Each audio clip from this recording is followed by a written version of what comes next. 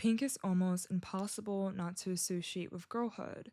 From clothing and toys to even pudding, pink is everywhere. Pink has been thoroughly marketed towards women and young girls to the point that it feels almost natural to associate the color with girlhood. But have you ever stopped to wonder how we got here? Because despite how natural it may seem now, pink wasn't always girly. In fact, there was a time when pink signified something entirely different. This was in 18th century Europe, where pink was a marker of class, not gender. The dyes used to create pink fabrics were notoriously difficult to produce, making the color an emblem of wealth and status, favored by the elite and worn by both men and women alike. One of the most influential tastemakers of this era was Madame de Pompadour, the influential mistress of King Louis XV. She was so enamored with the color that a custom shade, now known as Rose Pompadour, was created just for her. And as her influence grew, so did Pink's presence in the royal court, cementing its place as a symbol of aristocratic elegance and power. But of course, that's not how we see pink today. So, how did a color once worn by the aristocracy become so tightly bound to girls? In this video, we're going to trace the transformation of pink, from a symbol of elite sophistication to a gender marker of femininity. As the 19th century began, pink, like in the 1700s, was still considered a gender neutral color. In fact, children during this time weren't dressed by color codes at all. The most popular choice for infants and toddlers was white. White symbolized innocence and purity, but it was also practical. Cotton garments could be easily bleached clean, whereas color dye fabrics were prone to fading and still relatively expensive. But this began to change with the invention of synthetic dyes in the mid 19th century. Dyed garments became more affordable, and with that, pastels like pink and blue started appearing more often in children's clothing. Still, these colors were used interchangeably. The idea that pink was for girls and blue was for boys hadn't taken hold yet. However, during the late 19th century, subtle shifts in color symbolism did begin to emerge. Though white remained the standard for infants, some had already started to flirt with the idea of gender color coding. In the 1869 novel Little Women, Amy March ties pink and blue ribbons around two babies to tell them apart, pink for the boy and blue for the girl. She refers to this as a fashionable French custom. A few decades later, prominent publications began to echo this same logic. An 1890 issue of Ladies' Home Journal, a prominent American women's magazine, advised readers pure white is used for all babies, blue is for girls, and pink is for boys when a color is wished. At that time, pink was viewed as a softer version of red, which was considered a strong, commanding color associated with strength and masculinity. Blue, on the other hand, was linked to delicacy and virtue. This association was mostly rooted in religion. Light blue had long been connected to the Virgin Mary, a revered figure who's associated with purity, gentleness, and femininity. While these color distinctions were subtle, the groundwork for color norms was quietly being laid. By the 1920s, major retailers like Earnshaw Evans Department and Marshall Field began leaning into this shift. Stores started to advise parents to dress their boys in pink and their girls in blue.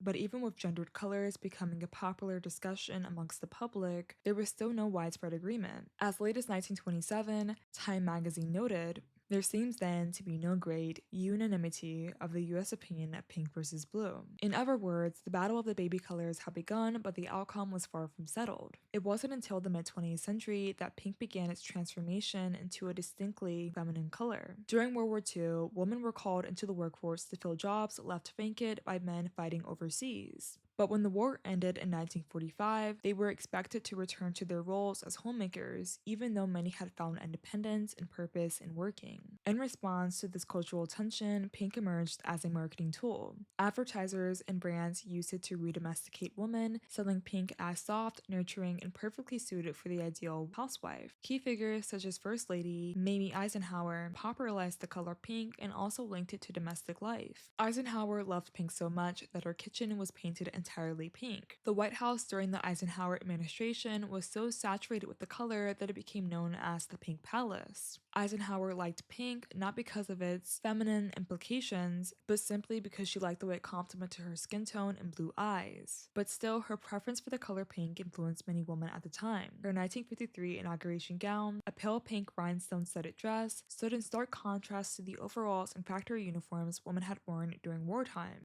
And as she famously quotes, Ike run the country, I turn the pork chops. Ike referring to her husband and former US president. This quote proudly embraces her role as a traditional housewife. And through that, pink began to symbolize a return to traditional femininity. During the 1950s, pink's popularity as a feminine color skyrocketed. Just look at Marilyn Monroe's iconic gown and Gentlemen Prefer Blondes. Or Funny Face, where Audrey Hepburn dances through an entire musical number devoted to pink. The film's high-powered fashion editor boldly declares, Banish the black, burn the blue, and bury the beige. by this time, pink was framed as modern, fresh, and essential to every stylish woman's wardrobe. It came to symbolize the ideal ladylike woman, delicate, composed, and desirable.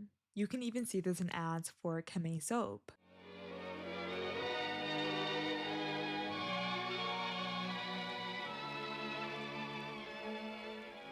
This could be you, a lovelier you, when you care for your skin with new, fabulous pink Came.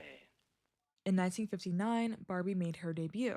While she didn't go full on pink until the 70s, early branding like the logo and packaging already hinted at the connection. By the time the 70s came around, Barbie became drenched in pink. And over time, she helped cement the color's association with girlhood and fantasy. Around the same time, stars like Jane Mansfield embraced pink not just as a color, but as a lifestyle. She lived in a pink mansion, had pink furs, pink furniture, and even dyed her dog's fur pink. Even her bathtub was surrounded by pink carpet. This hyper feminine, over the top aesthetic stood in stark contrast to the lives of everyday women. Women had just endured the Great Depression and the hardships of World War II. After years of scarcity and sacrifice, pink was being marketed towards them as the dream domestic life. And in some way, it offered women something they hadn't had for years, a sense of control and comfort. Pink had become the color of post-war domestic bliss. By the mid-60s and into the 70s, pink's dominance, especially in children's clothing, began to fade.